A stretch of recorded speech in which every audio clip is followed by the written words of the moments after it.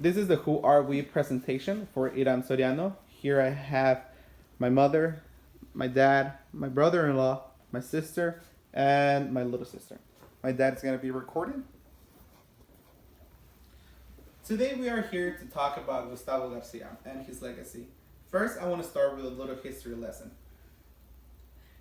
As we see right here, we have a banner that says, "We serve whites only, no Spanish or Mexicans."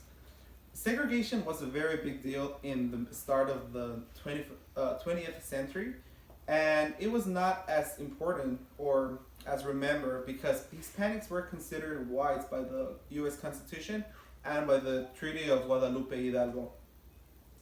It was mainly a big deal in the south and the southwest part of the country due to the fact that that's where the majority of Mexican Americans were. But today we are here to talk about Gustavo, so let's focus on him. First, he was a Mexican American born in Laredo, Texas on July 27th, 1915, and he was a valedictorian for his high school. Because of this, he received a scholarship to go to UT, where he later got his degree in law and criminology. He unfortunately is a forgotten hero. He did the same thing for Mexican Americans with his civil rights movements as what Martin Luther King did for the black community. His civil rights movement started with the Hernandez versus Texas case. This was his biggest case ever, and it was involved the whole entire Mexican American community.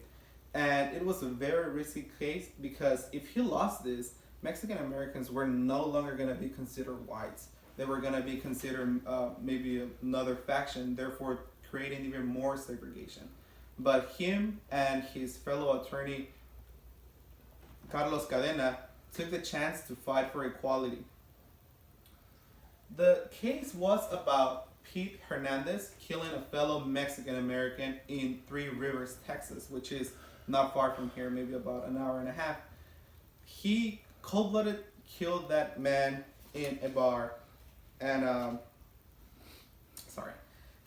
he killed the man in a bar, and even though he was in fact guilty of the murder, Gustavo Garcia didn't fight for his innocence. Rather, he fought to get more equality in Texas courthouses because the jury during that case was nothing but white people. It was decided in merely 3 hours, and Pete Hernandez ended up having a lifetime prison. Gustavo appealed this sentence, and he took it to the Supreme Court, where incredible events happened. Never before were Mexican Americans allowed to be in the Supreme Court, in even less to represent another fellow Mexican American. But it was even more incredible because Gustavo Cadena was allowed to talk for more than this 5 minutes that they had to talk. He was indeed he got an extra 16 minutes to talk in front of the whole Supreme Court. Chief Justice Earl Warren was so unfamiliar with all of the problems that Mexican Americans had to face day by day, simply because he lived so far away from any big or considerable communities made out of Mexican Americans. That's why he allowed all of this time. The Supreme Court unanimously decided in favor of Gus and what his case was, but it was not, and this changed the 14th Amendment. It was not only more about black or white people, but it was to include all nationalities, either Asian, Middle Easterns, or anyone really. Unfortunately, even though Gus Cadena accomplished a lot of things in his lifetime, including changing laws to include Mexican Americans in the GI Bill, he was also included in the foundation of the UN in San Francisco. He is a hero without superpowers that was and is still forgotten in our history books. Unfortunately, as my little sister and my sister that went to school here, they never heard of him until I took a class, or me, including myself. We had never heard of him until we took a class with a professor Fonseca in Texas government, which was not even a history class. But he was also very deeply saddened by the fact that no one talked about him.